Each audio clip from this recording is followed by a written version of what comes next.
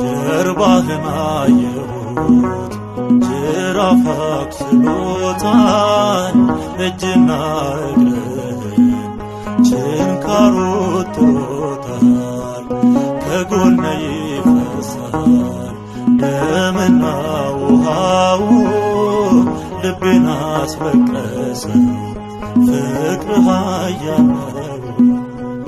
የሾህ አክሊል ከራስ ላይ ያለው የእውነተኛው ፍቅር ምስክር ነው። ተስሎብኝ ደም ያጠበው ገጽ አይጠፋኝም ያቃሰትከው ድምፅ አይጠፋኝም ያቃሰትከው ድምፅ ከፍ ከፍ ላርግ ከፍ ከፍ በል ሕይወት ሰጥተኛል